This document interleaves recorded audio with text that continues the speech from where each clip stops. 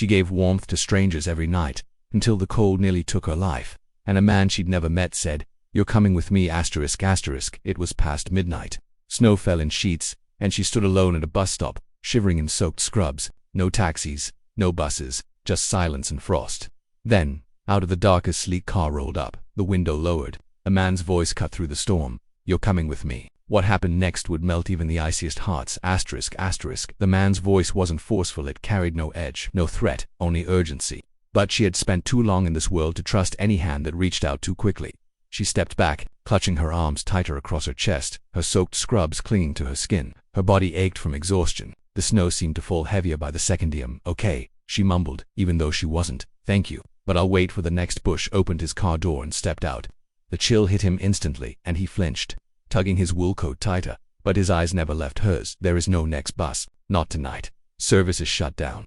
You're going to freeze out." Here she looked up the empty road.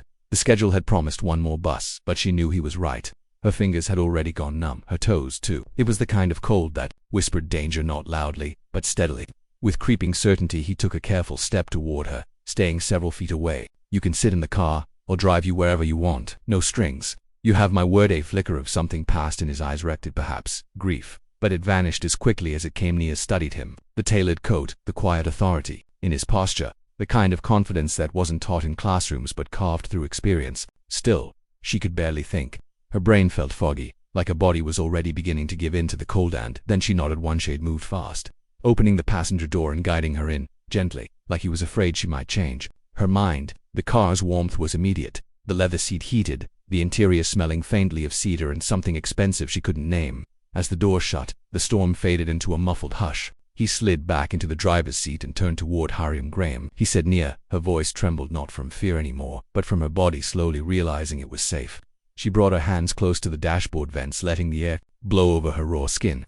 The pain of warmth returning was sharp, stabbing her fingertips like needles. Tears stung her eyes, but she blinked them away. "Where do you live?" he asked gently. She gave him the name of her apartment, complex, an old building on the edge of the city that often had more broken windows than tenants. He nodded and started the engine. Silence settled between them, not awkward, just quiet. Nia's eyes drifted to his hands on the wheel, clean, callus-free, the hands of a man who didn't scrub floors or hold the dying for a living. "Why did you stop?" she asked after several minutes. "Why me?" He didn't answer at first.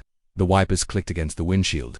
The city rolled by in blurs of light and shadow. "My mother," he said finally. "She was a nurse, worked nights, never took a cab, always said she had to save money for us. She died walking home one winter." Alonia turned to look at him, her chest tightening. "I saw you and I." He paused, taking a deep breath. "I just couldn't let history repeat itself." She didn't know what to say. The weight of his words filled the car, a silent ache they both recognized when they pulled up in front of her apartment. Graham frowned. "This doesn't look safe." "It's not," she admitted, "but it's what I can afford." He was quiet again, staring at the cracked windows and the peeling paint. Then he turned to her. "Come home with Mesh." Blinked. "What? It's warm, safe, just for tonight. I have guest rooms, locks on every door, cameras. You'll be safer there than here." She studied him. Every part of her wanted to say no, but then she looked at the building again, the drunk neighbor who screamed through the walls, the busted heater in her unit, the memory of that long, dark hallway, and she nodded. She didn't know it yet, but that decision would change her life. The house was nothing like she imagined. Nestled behind wrought iron gates and surrounded by evergreens, it stood tall like something out of a magazine. The inside was warm, every surface soft with golden light. A fireplace crackled in the main living room. The air smelled of cinnamon and old wood. Graham handed her a robe and slippers. "Bathrooms through there. There's a fresh towel. Take your time." She stared at him. "You really don't know me. You just brought me here." He smiled slightly. "I saw someone standing in the dark and couldn't live with myself if I left her there." She took the robe and disappeared down the hall. Still unsure if this was all real, the hot water felt like a miracle. She stood under the stream, her eyes closed, letting the last few years wash off her skin. All the missed meals, the tear-stained commutes, the nights she cried herself to sleep in silence. She had survived so much, and yet this one night felt like a dream she didn't want to wake from. When she returned to the living room, Graham had laid out soup and bread. She hesitated. "I haven't eaten today," she confessed. "Then please." Ethe sat in silence again, the kind of silence that healed. She noticed his walls were bare. No photos, no laughter trapped in frames. Just space. Clean, distant. You live alone?" He nodded. For years she wrapped the robe tighter around her. Why? He looked at her. Really looked. And for a moment, she saw past the wealth, the grief that lived just beneath the surface. Because when the people you love leave, sometimes it's easier not to risk loving again. She didn't reply. Her heart understood too well. She too had loved and lost parents, friends, dreams, but tonight, in this strange, beautiful place, it felt like maybe something new could begin the next morning. She woke, in a bed softer than clouds. She thought she'd overslept, panicked, then remembered she had the day off. It was a rare gift, and now, perhaps, a turning point. She found Graham in the kitchen, grinding coffee. He wore a simple sweater and jeans, his face softer in the morning. "Light I made extra," he said. Hungry? She nodded. Always over breakfast. Their conversation deepened. She told him about her brother Malik, a college student juggling 3 jobs, about her mother's cancer, how she took care of her till the end, about nursing school, the loan debt, the long shifts, and how, despite it all, she loved helping people. He listened, not with pity but with respect. "You remind me of someone," he said. "Your mother?" "No," he smiled. "Someone I wish I could be later." He showed her the garden, blanketed in snow. "In spring it comes alive," he said. "You should see it. Maybe I will." Her voice was almost hopeful. They spent the day walking through rooms, talking about books, music, grief, 2 strangers slowly becoming something else. Not quite friends, not yet something more, but something. That evening, as she prepared to leave, he handed her an envelope. "What's this?" She opened it. "A job offer, private nurse. For him, flexible hours, triple pay, full benefits, tuition support for Maliki." "Don't want pity," she said, stunned. "It's not pity, it's recognition," he replied. "You've spent your life taking care of others. Let someone take care of you." Tears slipped silently down her cheek. For the first time in so long, someone had seen her. Not just the uniform, not the broken-down bus-stop version of herself. Her she accepted. Days turned to weeks, then months. Nia moved in, at first for work, then because it felt like home. The mansion began to change. Frames appeared on the walls, photos of them laughing, Malik visiting, birthdays celebrated, music filled the rooms. The fireplace burned often, and Graham smiled more. They cooked dinners together, sometimes burned them, and danced in the kitchen. She made him laugh. He made her believe again. One snowy night, she stood by the window, watching the storm. Graham joined her, wrapping a blanket around her shoulders. "You know," he whispered, "the night I saw you there I thought I was saving you." She looked up. "But I was wrong," he continued. "You saved me." And in the soft silence of falling snow, she leaned into him. No promises, just presence, just hearts that had finally found their way home. Inside the warm mansion, Nia sat wrapped in a cashmere throw, sipping ginger tea, still unsure how she had gotten there. The fire crackled softly, sending waves of gentle heat across the room as shadows danced along the walls. She could hear the wind howling faintly outside, a cruel reminder of the night she had almost been lost to the cold. Her skin still tingled from the sting of thawing. But what unsettled her most wasn't the heat or the unfamiliar softness of the throw around her shoulders. It was him, Graham Marlowe. She had heard the name before, once or twice in passing. A tech millionaire who had made his fortune quietly, stayed out of the spotlight, invested in healthcare systems across states, then vanished from public view. Some said he had a nervous breakdown. Others claimed he'd lost someone and never recovered. None of those stories mattered now, because the man himself stood right there, silent and steady, watching her like someone afraid to speak too loudly and wake a fragile thing into flight. "You didn't even hesitate," she whispered. "Why?" He stood by the edge of the firelight, his voice a low murmur. "I drove past, but something in me screamed to turn back. My mother was a nurse. She died alone." Nia's fingers tightened around the mug. She looked up, her eyes meeting his, in the glow of the flames. His features looked tired, but not in the physical sense. It was a soul weariness, the kind that comes from too many lonely dinners and too much unspoken grief. He wasn't saving her out of charity. It was something deeper, something older, and it made her heart ache more than she expected. "You looked like someone who'd never ask for help," he said softly. Even when she's breaking, her lips trembled. She hadn't meant to speak, hadn't meant to tell anyone. But in the safety of this warm, flickering room, the weight became too much to carry in silence. She told him everything. She told him about working 2 shifts back to back, about how she sometimes stayed overnight just so she didn't have to walk home in the dark, about how the food in the vending machines at the hospital was sometimes all she ate, about the texts from her younger brother Malik in college asking if she could send a bit more this week because his financial aid hadn't come through, about how she hadn't bought a new pair of shoes in 3 years, about how she cried in the supply closet one afternoon when a patient's family brought flowers not for her but for the doctor who visited for only 5 minutes. Her voice cracked. She whispered about the guilt, the exhaustion, the nights when she walked past rich restaurants and looked through the windows, wondering what it felt like to sit, be served, to not always be giving until there was nothing left. And Graham listened. He didn't nod with the pitying look she had seen on the faces of social workers and well-meaning neighbors. He didn't offer platitudes. He just listened, as though each word she said unlocked something inside of him too. His shoulders softened. His brow, once furrowed with a kind of permanent suspicion, began to smooth. His eyes never left her, not in a way that scrutinized, but in a way that understood. When she finished, silence fell again. The kind of silence that lingered, full of meaning, stretched across the crackle of the fire and the soft ticking of a distant grandfather clock. Naya looked down at her tea, ashamed suddenly of how much she had let spill out. "I'm sorry," she said. "I didn't mean to unload like that." "Don't be sorry," he interrupted. "That's the most I've heard anyone speak honestly in this house in years." She gave a soft, dry laugh. "This house feels like it's holding its breath." "It was," he said. "Until you walked in." She didn't know what to say to that. No one had ever said anything like it. Not to her. Later, he offered her the guest room down the hall. She hesitated, still caught between instinct and disbelief. But exhaustion won. The room was simple, yet elegant, cool-toned, with soft linens and a view of the snow-covered garden. She slept like she hadn't in months. No sirens outside the window, no upstairs neighbors yelling, no heater groaning every few minutes. When she woke, it was still early. The sky was pale gray, the kind of winter morning that feels like the world forgot to paint itself. She wandered into the kitchen and found him standing by the counter, barefoot in sweatpants and a t-shirt, stirring something in a small pot. "Morning," he said without turning. "Oatmeal, real oatmeal, not the instant kind. With cinnamon, almonds, and honey." "You make that every morning?" she asked. "Only when I want the day to start right," he replied. "You want coffee too, please?" She smiled. "I'd take it through an IV if I could." He chuckled softly. There was a chair already pulled out for her, a fresh mug, a bowl. He had thought about her before she entered the room. The realization made her chest warm in a way she couldn't quite explain. They sat together, eating in companionable silence, and for the first time in what felt like forever, she felt nourished not just by the food, but by the presence, by the quiet rhythm of something that didn't demand, only offered. They talked more that day, about music, books, childhood.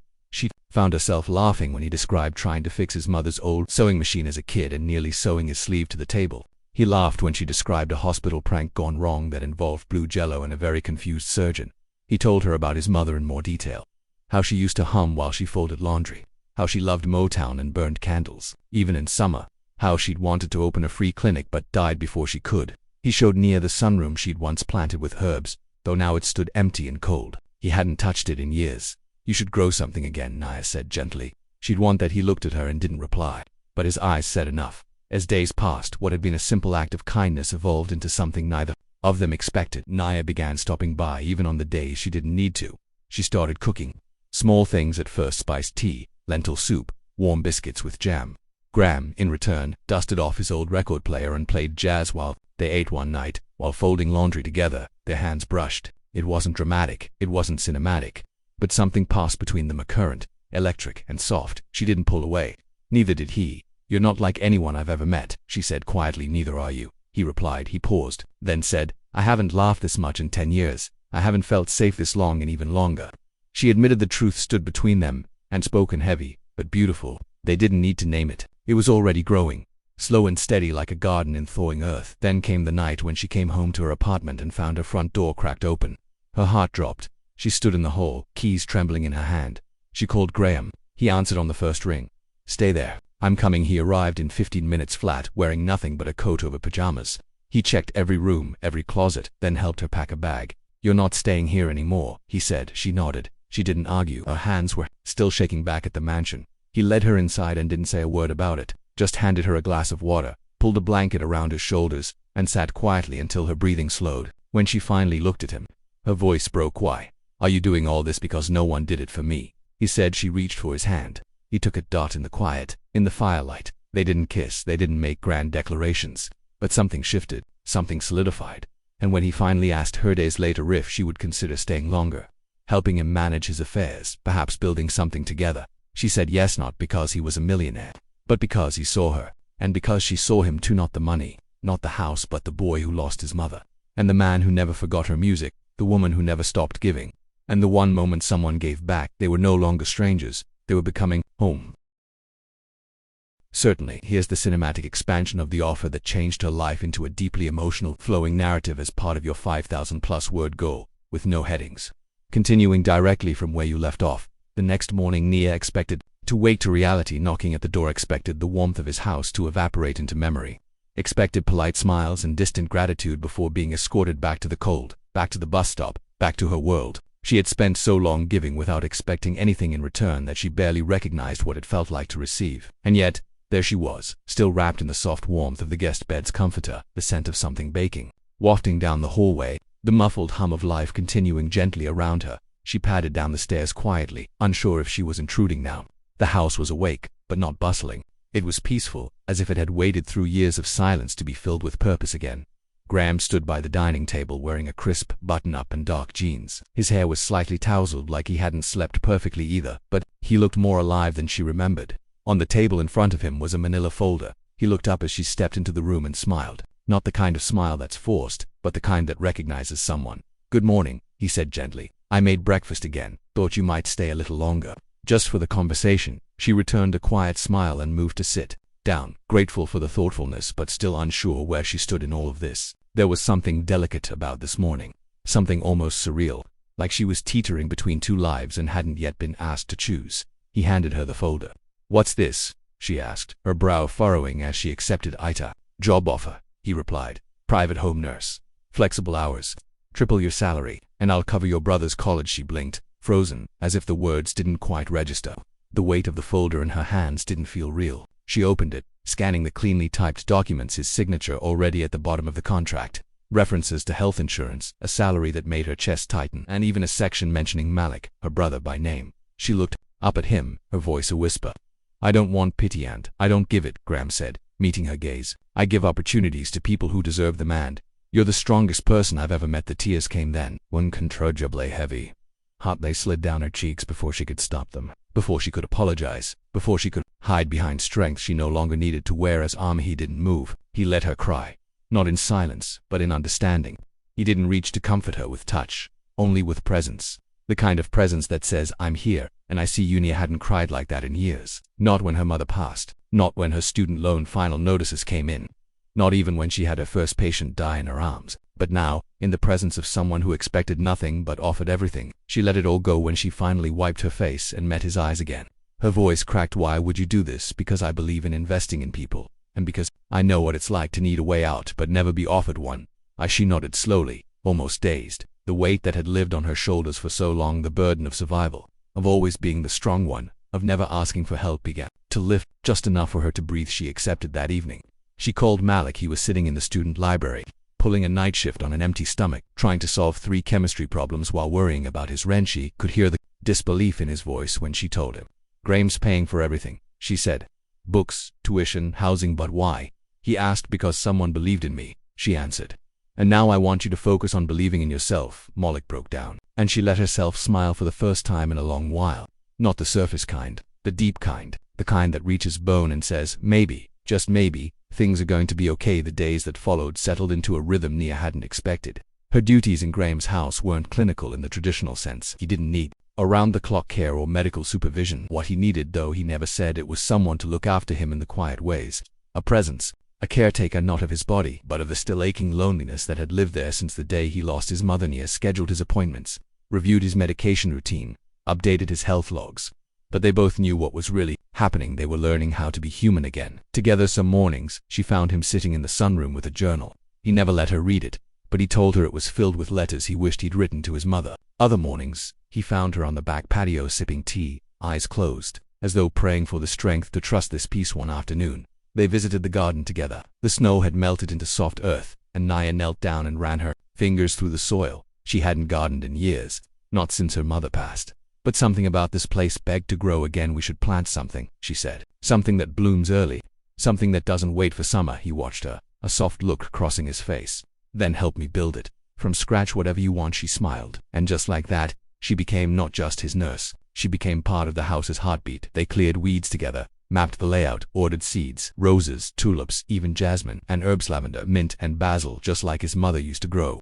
There was something healing in that soil, something about watching something broken bloom again. Nia took over the kitchen too, slowly, cautiously. Cooking had always been something she did to survive, not celebrate. But here, in this warm space with wide countertops and well-stocked shelves, she began to experiment again. She made soups from scratch, braided bread like her grandmother used to, and once tried a peach cobbler that came out so wrong they both laughed for 10 minutes straight before ordering pizza. Graham started leaving notes beside the stove. "Your stew saved my day. The tea made the world feel kinder." She kept them all, and yet it wasn't just about comfort. They talked, really talked, about childhoods that felt distant, about love, loss, grief, about what it means to be seen in a world that often looks away. Graham shared more than she expected. He told her about the deal he lost that made him walk away from the business world, about how his mother died while he was on a red-eye to close a contract he never signed, about the guilt that ate him alive every day since Nia didn't try to fix it. She'll just listened, because she knew what it was like to carry guilt like a second skin. And sometimes, when the music played softly in the background and the evening light poured through the windows, they danced. No lessons, no formality, just soft sways. Two people finding rhythm again in a world that had nearly stolen it from them one night. As she stood on the porch watching the garden bloom under the moonlight, Graham stepped beside her and whispered, "You didn't just accept the offer. You changed the house. You changed." Mesh looked up at him, the air between them tender, fragile. "You gave me a home." She said. "You were already home," he replied. "I just opened the door." And there, in the quiet breath between words, they leaned in, not out of romance, but reverence. The kiss came later, soft, patient, earned. It wasn't a fairy tale, it was better. It was real. It was two broken people finding beauty in the cracks. And it all began with one man who stopped the car and one woman brave enough to say yes.